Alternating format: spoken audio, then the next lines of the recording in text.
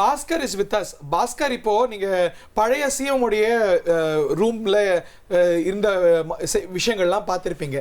அதுல இருந்து என்ன மாற்றம் செய்யப்பட்டிருக்கு? முழுவதுமாக அறை முதலமைச்சருக்கு ஏற்றவாறு மாற்றி அமைக்கப்பட்டிருக்கிறது.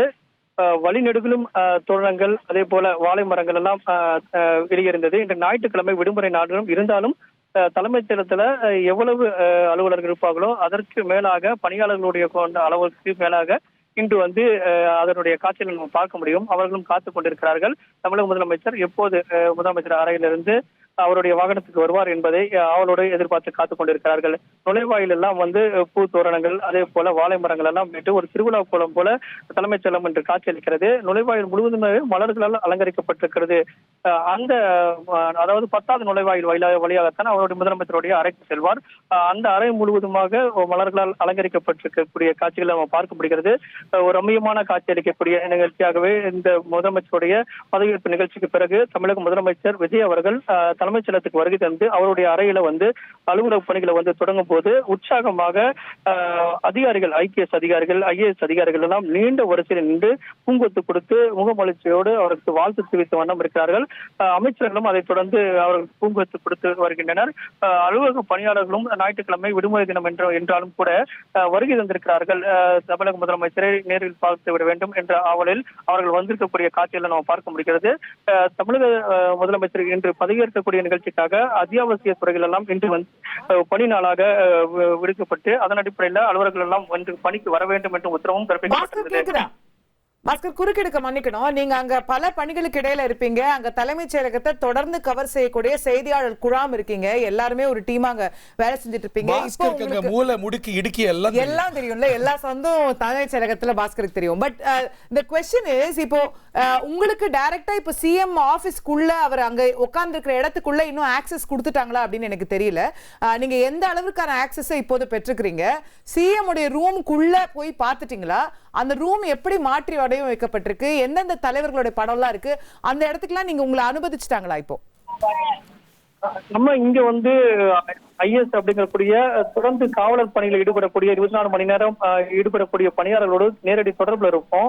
அவங்க கொடுக்கக்கூடிய தகவலும், அதே நேரத்துல தமிழக முதலமைச்சர் பதவியேற்ற பிறகு முதலமைச்சருடைய அறைக்கு வருகை தந்து அலுவலக பணிகள் எல்லாம் அவர்களுக்கெல்லாம் ஐஏஎஸ் ஐபிஎஸ் அதிகாரிகள் எல்லாம் பார்க்கப்பட்ட பிறகுதான் செய்தியாளர்களை ஒரு கட்டுசையாக அவர் நாங்களும் அவருக்கு வாழ்த்து சொல்வோம், அவரும் எங்களுக்கு வாழ்த்து சொல்வார்கள். அதற்கு முன்னதாகவே அந்த அறை எப்படி இருக்கிறது என்ற தகவலை கேட்டு பெற்றிருக்கோம். அந்த வகையில பார்க்கும்போது முழுவதுமாக மலர்களால் அலங்கரிக்கப்பட்டிருக்கக்கூடிய அனைத்து நடவடிக்கைகளும் அந்த அறைக்கு வெளியே இருக்கிறது. உள்ளே எந்த விதமான புகைப்படமும் தற்போது வரை மாற்றப்படவில்லை. வெளியே தமிழக முதலமைச்சருடைய அந்த வாசகம், முதலமைச்சர் விஜய் இந்த வளாகத்தில் செய்யப்படக்கூடிய ஒவ்வொரு மாற்றமும் ஏஎஸ்ஐயோட அப்ரூவல் பெறணும் இல்லையா? ஒரு புகைப்படம் இருக்கு.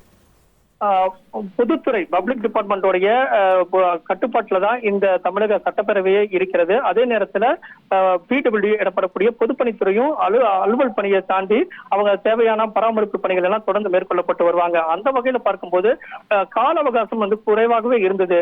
தொடர்ந்து இந்த அழைப்புதல் அனுப்பக்கூடிய பணிகள், அதே நேரத்துல தலைமைச் செயலகம் எவ்வளவு அது அதிகமாக குறைந்த நேரத்துல அதிக அளவுல ரெடி பண்ணுமோ அப்படிங்கிற அளவு அந்த ஆஸ்பெக்ட்லயும், அதே நேரத்துல முதலமைச்சருடைய அறையை தாண்டி அமைச்சருடைய அறையை தயார் செய்யக்கூடிய நடவடிக்கையும் தொடர்ந்து 24 மணி நேரமும் தொடர்ந்து மேற்கொள்ளப்பட்டு வந்தது. அந்த வகையில முழுவதுமாகவே மாற்றி அமைக்கப்பட்டிருக்கிறது. கடந்த ஆட்சியில அமைச்சர்கள் பயன்படுத்திய அறை என்பது முற்றிலுமாக மாற்றப்பட்டு அந்த அறையில பயன்படுத்திய அனைத்து பொருட்களுமாக அங்கிருந்து அப்புறப்படுத்தப்பட்டு புதிய பொருட்கள் எல்லாம் உள்ளே கொண்டு வரப்பட்டது அப்படிங்கறதுதான் நம்ம காட்சிகள் மூலமாக தெரிந்து கொள்ளக்கூடிய நடவடிக்கையாக இருக்கிறது. அனைத்து அங்க பயன்படுத்தக்கூடிய பொருட்கள், அனைத்து பொருட்களுமே புதிய பொருட்கள் அப்படிங்கிறது கூடுதல் தகவலாக இருக்கிறது. முதலமைச்சர் அவருடைய அறையை தாண்டி மற்ற அமைச்சர்களுடைய அறையில் இருக்கக்கூடிய அனைத்து முன்னாள் அமைச்சருடைய பயன்படுத்திய பொருட்கள் அனைத்துமே அப்புறப்படுத்தப்பட்டு புதிய பொருட்கள் எல்லாம் கொண்டு வரப்பட்டிருக்கக்கூடிய காட்சியில நம்ம நீங்க மற்ற அமைச்சர்களுடைய அறையெல்லாம் அந்த விஷுவல்ஸ்லாம் கூட நீங்க அனுப்புனீங்க, நமக்கு தெரியும். மற்ற அமைச்சர்களுடைய அறையெல்லாம் கிளீன் பண்ணி தயார் பண்ற காட்சிகளை நம்ம கூட பார்த்தோம்.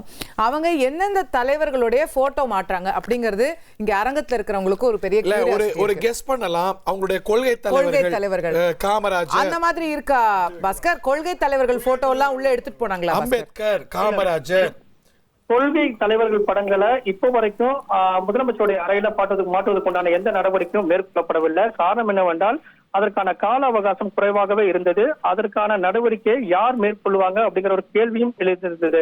இதன் காரணமாக அந்த புகைப்படங்கள் எல்லாம் இங்கு கொண்டு வந்து மாற்றப்படும் போது அதற்கான தேவையான முன் அரேஞ்ச்மெண்ட் அப்படிங்கறதெல்லாம் மேற்கொள்ளப்பட வேண்டி இருக்கிறது. இதன் காரணமாக காலதாமதம் ஏற்படும். அண்ணாவுடைய படம் பார்க்கிறோம். அண்ணா படம் இருக்கு, அதை தாண்டி வேற படம் இருக்கான்னு நமக்கு தெரியல, இந்த ஃப்ரேம்ல தெரியல. சோ பாஸ்கர், அதே போல இந்த 9 அமைச்சர்களுடைய இலாக்காக்கள் எப்போ வெளியாகும்னு சொல்லப்படுது? இன்னும் சில மணி நேரங்கள்ல இலாக்காக்களுடைய விவரங்கள் எல்லாம் ஆளுநர் மாளிகையிலிருந்து வெளியே வரக்கூடிய வாய்ப்பு இருக்கிறது. தற்காலிக சபாநாயகர் பதவியேற்பதற்கு முன்னதாகவே அமைச்சருடைய இலாக்காக்கள் என்னென்ன அப்படிங்கிற விவரங்கள் எல்லாம் வெளியிடப்படும்.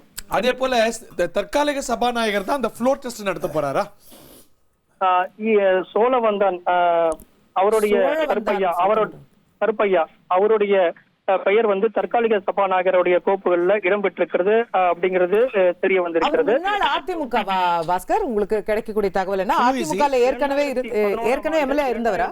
2011ஆம் ஆண்டு அதிமுகவுடைய சட்டமன்ற உறுப்பினராக இருந்தார் அப்படிங்கிறது கூடுதல் தகவல். இந்த வகையில பார்க்கும்போது ஒரு மூத்த சட்டமன்ற உறுப்பினர் என்ற அடிப்படையில அவருடைய பெயர் பரிசீலனையில் வைக்கப்பட்டு அந்த கோப்புல தமிழக முதலமைச்சர் கையொப்பமிட்டு அந்த கோப்பு ஆளுநர் மாளிகைக்கு அனுப்பப்பட்டிருக்கிறது அப்படிங்கிறது கூடுதல் தகவலாக உள்ளது. இல்ல, அவரோட பேர் திருப்பி சொல்லுங்க. சோழவந்தான் கருப்பையா. Okay, MP Karuppaiya.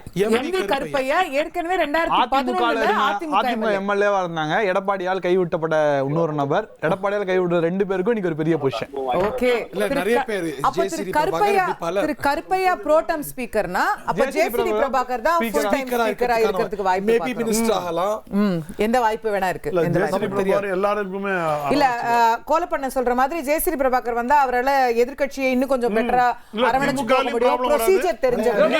கருப்பையாமே எல்லாரும் அட்ஜஸ்ட் பண்ண கூடிய ஆள் தான். அப்படியே கருப்பையா இருந்தாலும் உங்களுக்கு ஜெயஸ்ரீ பிரபாகர் பொறுத்த வரைக்கும் முன்னாடி அவர் வந்து எம்ஜிஆர் இளைஞரணியிலேயே பொறுப்புல இருந்தவர், எல்லாருக்கும் நிர்வாக பொறுப்புகள் மூத்தவர்.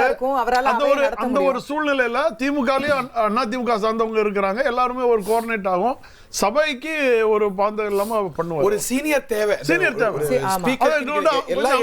பொறுமையா பேசுங்க. ஸ்பீக்கர் நாற்காலிங்கிறது மரபறிந்து எல்லாரோடையும் பயணப்பட்டிருக்காரு. அவரு கொஞ்சம் ஆர்ஸா பேச மாட்டாரு. பொறுங்கன்னு அந்த அமைதியை காப்பாற்றுவார். அவரை பொறுத்த வரைக்கும் திடுதுப்புன்னு பேச மாட்டார். அண்ணன் கோலப்பனோட ஓபிஎஸ் அணியில அவரும் பிரயாணி. கண்டிப்பா இல்லன்னு மறுக்க முடியாது. ஏன்னா நானே கோவத்துல போன கோலப்பன் பொறுங்க அவசரப்படாதீங்க. 1,28,00,000 மனங்களை வென்ற தந்தை டிவி யூடியூப் சேனல். தவிர்க்க முடியாத தம்ப்நெயில், கலக்கலான கான்டென்ட்ஸ். நீங்களும் இந்த குடும்பத்தில் இணைய இப்பவே சப்ஸ்கிரைப் பண்ணுங்க. அசுரபலம் கொண்ட எங்கள் டிஜிட்டல் கரங்களில் உங்கள் விளம்பரங்களை சேர்க்க வாட்ஸ்அப் பண்ணுங்க. 893988883778. Email advttantitv@dttv.in.